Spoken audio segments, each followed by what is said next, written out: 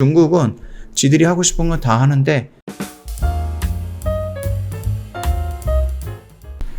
네, 안녕하세요. 허브경제TV 최호영입니다. 오늘 볼 종목은 SK 하이닉스 관련해서 좀 보도록 하겠습니다. 종목 코드 번호가 000-660번이고요.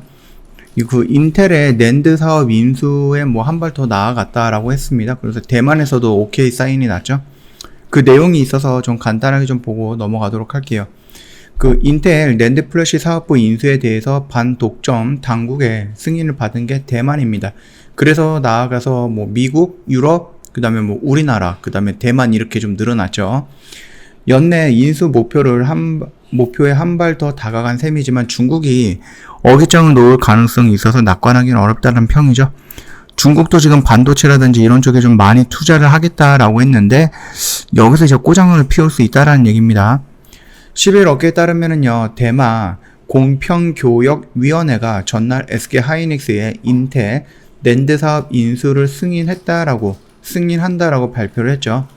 그래서 뭐 FTSC라고 하거든요. 공평교역위원회를. 여기는 뭐 SK 하이닉스의 인수가 대만 공평법 뭐 제13조 1항에 부합하고 인수 합병에 반대하지 않는다라고 밝혔습니다.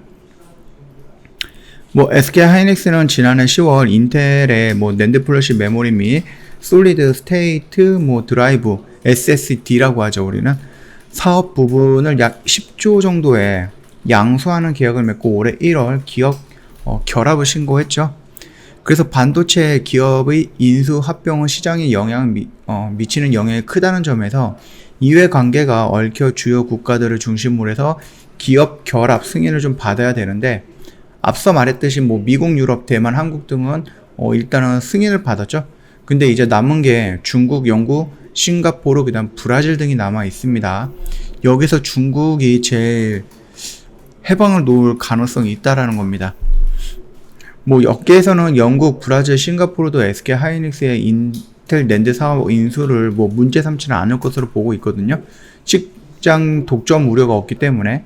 근데 시장 조사 업체 트렌드포스에 따르면은요, 올해 1분기 글로벌 낸드 시장 점유율이 SK 하이닉스가 12.3%, 인텔이 7.5%예요. 그래서 두 점유율을 다 합쳐도요, 삼성 33.5%보다는 부족하다라는 거거든요. 되게 많이 부족한 거잖아요. 문제는 중국이에요. 이거 저번에도 말씀을 드렸는데, 중국은 그동안 미국 반도체 기업이 신고한 M&A를 승인하지 않는 모습을 보여왔습니다. 이 미국 어플라이드 머티리얼즈와 일본의 뭐 코쿠사이 일렉트리가 2019년도 체결한 M&A는 중국 경쟁 당국이 계속해서 심사를 지연한 탓에 올해 3월 결국 무산이 됐거든요. 미국 퀄컴과 네덜란드 NXP가 2016년도에 체결한 기업 결합도 중국 당국이 승인하지 않아서 수포로 돌아갔습니다. 지난해 뭐 10월 미국 엔비디아가 발표한 연구 ARM 인수도 중국의 승인이 나지 않아서 마무리를 짓지 못하고 있는 겁니다. 그러니까 중국은 지들이 하고 싶은 건 다 하는데 남들이 하는 걸 막는 거 좀 잘하죠, 얘네들이. 뭐 업계 관계자가 SK 하이닉스 인텔 낸드 사업 인수를 뭐 중국 당국의 승인이 최종 관문이 될 것이다라고 말을 하고 있고요. 양사 결합에 따라서 독점 우려는 없지만 최근 반도체를 둘러싼 미중 갈등이 심화되고 있다는 점에서 이번 M&A의 불똥이 튈 가능성도 배제할 수 없다라고 합니다. 다만 SK 하이닉스가 인수하는 인텔의 사업 중에서 뭐 중국 다롄 공장도 포함이 되어 있어서 중국이 어깃장을 놨던 다른 M&A는 뭐 성격이 조금 다를 수 있다라는 분석도 나오고 있거든요. 중국 현지에서는 SK 하이닉스가 다롄 공장 인수에 고용과 투자를 늘릴 것이라는 기대감이 높은 상황입니다. 일단은 연내에 조금 승인이 된다라고 하면 SK 하이닉스가 더 성장할 수 있는 발판을 마련을 했다, 그런 개념으로 봤을 때에는 추가적으로 상승할 가능성도 있다라고 좀 볼 수가 있거든요. 일단은 차트는 뭐 지금 무너지고 있는 건 맞아요. 그쵸? 무너지고 돌파 나오고 이렇게 나와야 되는데 여기서 다시 한번 무너졌다라는 것은 그렇게 좋은 인상은 아닙니다. 특히 어저께 날짜에 외인들이 최근에 여기서 들어왔던 외인들이 여기에서 물량이 한 130만 주 정도가 나갔습니다. 이거는 뭐 그렇게 좋은 징조는 아니겠죠. 다시 한번 21선을 지지하지 못하고 밀렸다라는 부분, 물론 뭐 코스피 지수가 좀 밀려고 또 외인들이 매도 물량이 나오다 보니까 같이 밀렸다라고 좀 볼 수 있고, 여기서 바로 회복이 되면은 뭐 크게 상관은 없지 않을까 그렇게 생각을 합니다. 다만 얘가 지금 겨우 한 2달 정도의 기간과 가격적인 조정을 받고 있는 거라서, 얘가 뭐 연말까지 그 랜드 사업부에 대한 인수 이 부분이라든지 아니면 중국이 또 어깃장 나가지고 진행이 안 되면은 그 부분에 대한 리스크도 감내를 해야 되는 부분입니다. 이 언저리에서 매수할 필요는 없다라고 계속해서 말씀을 드렸어요. 얘가 이 무거운 게 이만큼 뛰었는데 여기서 또 이렇게 뛰겠다라고 생각해서 여기서 들어가셨다라고 하면은 살짝 욕심을 좀 내셨던 거고요. 제가 말씀드렸던 요 영업권이다라고 하면은 크게 악재가 떨어지지 않는 한, 악재가 나오지 않는 한 괜찮은 좀 안정적으로 매수할 수 있는 그런 영역 구간이다 라고 좀 생각을 해주시면 될 것 같습니다.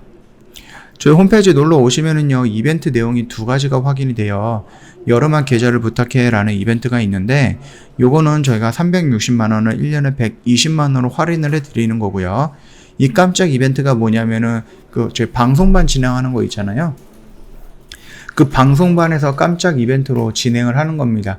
말 그대로 깜짝 이벤트예요. 스팟 이벤트이기 때문에 길게 진행을 하지 않고 흔치 않은 기회입니다. 1년에 한 번 할까 말까 하는 그런 이벤트 내용이 지금 진행이 되고 있는 겁니다. 심지어 13일까지예요. 13일까지. 토요일날 1월날 제외하고 평일로 따지면 오늘 포함해서 이틀이고, 오늘 뭐 다 지나갔다라고 생각을 해서 지우면은 딱 하루 남았습니다.